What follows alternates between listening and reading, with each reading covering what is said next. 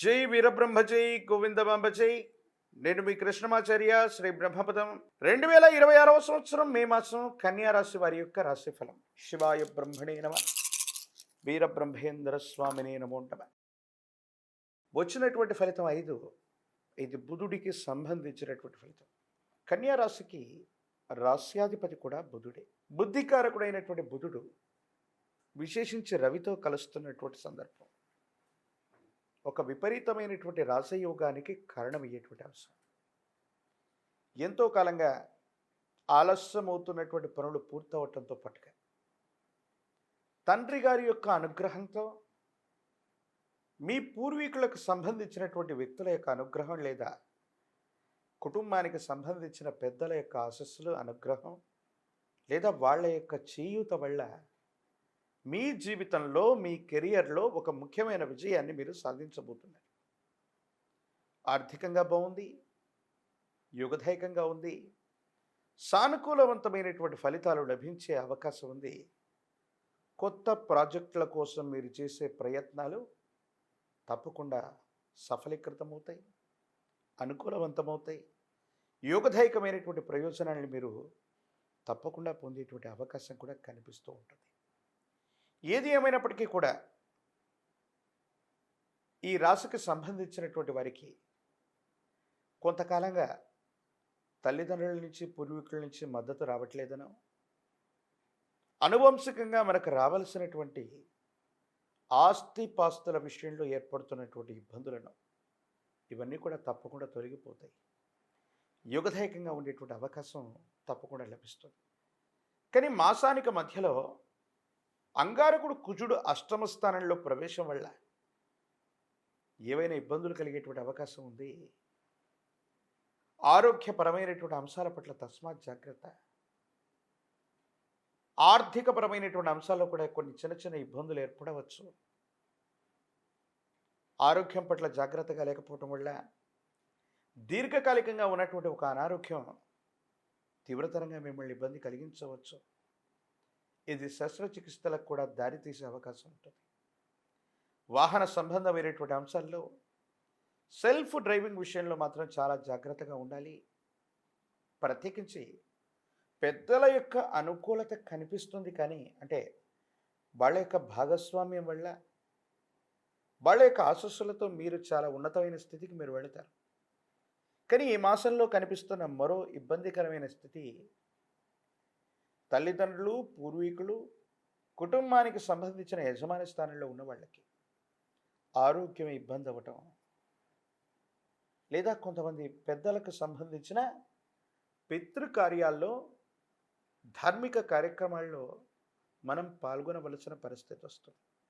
ఇక్కడ పెద్దలకు సంబంధించిన ఆరోగ్యం పట్ల కూడా మీరు కొంత జాగ్రత్తగా ఉండటం చెప్పదగినటువంటి సూచన. ఏది ఏమైనప్పటికీ కూడా కన్యారాశి జాతకుల యొక్క జీవన గమనంలో మరో ముఖ్యమైనటువంటి అంశం జీవిత భాగస్వామి.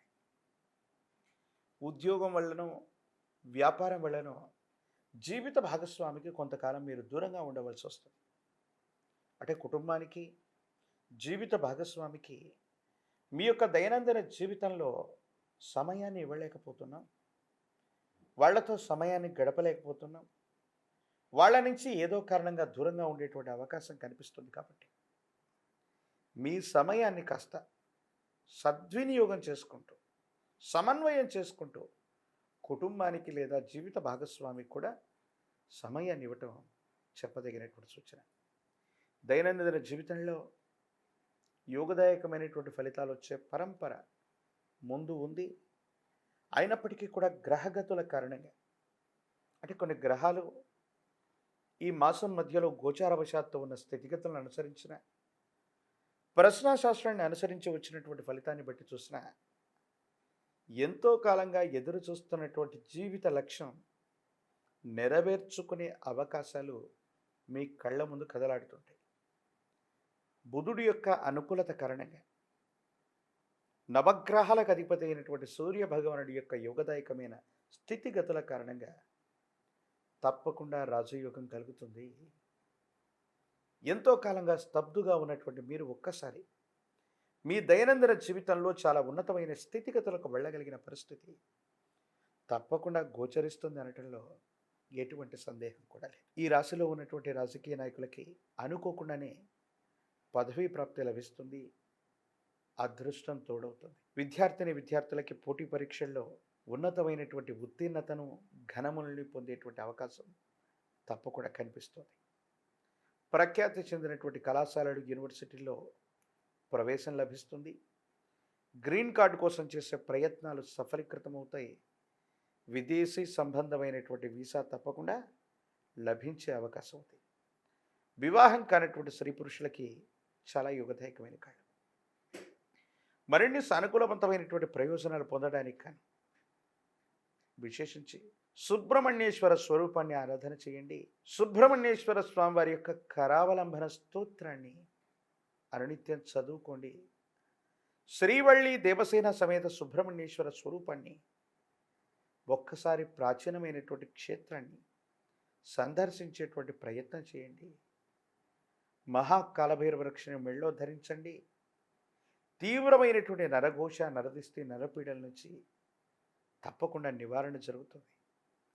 అనునిత్యం తంత్రమాల చూర్ణంతో స్నానం చేయటం వల్ల పితృ సంబంధమైనటువంటి రుగ్మతలు, పెద్దలకు సంబంధించిన ఆరోగ్య సమస్యలు, ప్రత్యేకించి అష్టమ భావంలో అంగారకుడి కుజుడి వల్ల జరగబోయే ఉధృతమైనటువంటి ప్రమాదాలు నివారించబడే అవకాశం ఉంది.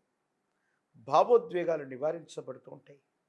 కాబట్టి అనునిత్యం కూడా తంత్రమాల చూర్ణంతో స్నానం చేయటం యోగదాయకమైనటువంటి ఫలితాలకు తప్పకుండా కారణమయ్యేటువంటి అవకాశం కనిపిస్తుంది. మరిన్ని వీడియోలు చూడటానికి కాను మన ఛానల్ని లైక్ చేయండి, షేర్ చేయండి, తప్పకుండా సబ్స్క్రైబ్ చేయండి.